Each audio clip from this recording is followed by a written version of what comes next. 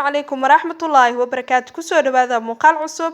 Waxaan idin wadaa kareemka baabi'inayo haaraha and pigmentation-ka. Sidoo kale dark spot haddii aad ku leedahay face-ka oo dhibco madow oo kaaga yaalo wuu ka baabi'inayaa kareemkan insha Allah.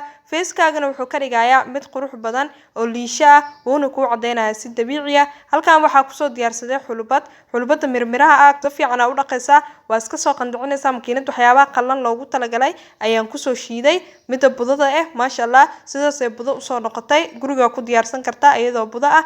sidoo kale waxaa soo diyaarsaday bariis cadaan mishaarida lagu darsado iyo wax yar oo huruud ah. Face-kaaga wuxuu ku siinayaa anti aging wuxuu ka qaadayaa haaraha si dabiici ah wuu kugu cadeynayaa.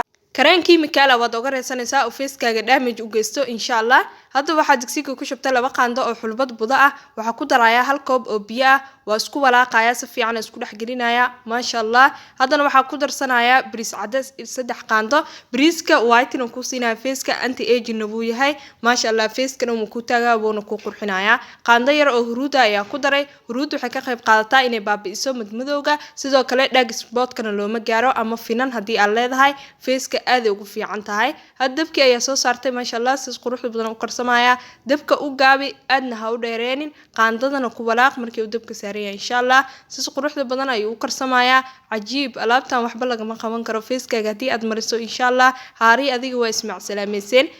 Hadda waa ka soo damiyay dabkii markaa soo qaboojiyay si qurux badan ayuu soo baxay in yar u miiraysaa filterka yarka soo qaadanaysa maasha Allah. Kareenkan habeenkii inta seexan ka hor ayaa marsanaysaa dina subaxii ayaad iska dhaqaysaa face-kaaga oo nadiif ah mari insha Allah. Face-kaaga wuxuu kaaga dhigayaa mid haar lahayn mid madow lahayn. Fridge ayaa gelinaysaa alaabtan 1 week waa kugu filan tahay intaan haddii aad sameysto haddii oo fridge kugu oolin habeenkii inta yar aad marsanayso ayaa sameysanaysaa insha Allah. Face-kaagana wuxuu kaaga dhigayaa mid beauty ah oo qurux badan oo cad hal midabna wuu ku siinayaa face-kaaga maasha Allah. alaabtan soo tijaabiya face-kiina haddii aad isticmaashin insha Allah waa u bogi doontaan.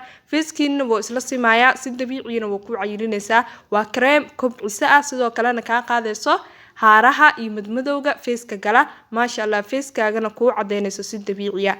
Hadda kareemkii waa kana maasha Allah markii aan miiray sida soo igu soo baxay quruxda badan. Kareemkan cajiibka ah hadda waxaa ku daraaya waa vitamin E capsule. Vitamin E capsule haddii aad haysan waxaa ku darsan kartaa saliida looska de ku oolina waxaa ku bedelan kartaa saliida qumbaha. Haddii aad oil skin aad tahana saliid dhan kuma dareysid waxaa isku marsanaysaa xulbada iyo bariiska iyo huruuda maasha Allah intaas ka badan waxaa ku darsanaysaa dacar only haddii aad oil skin aad tahay. Haddii aad dry tahay kin vitamin E inaad ku dartid qasbiyan waaye sababtoo ah waxaani face-ku way ku dhagayaan oo sida mask camal waaye. Hadda waxaa ku daray kareem titorashal wax yar qaando hafkeeda ku daray maasha Allah. Ku mahadsantiin sida quruxda badan ama mar walba iigu xirantiin ay ii taageertiin waa idinkaga mahadcelinayaa insha Allah. Kareemkii sidaas quruxda badan ayuu inoo soo baxay sidaas iyo nabadgelyo. Assalaamu calaykum waraxmatullaahi wabarakaatuh.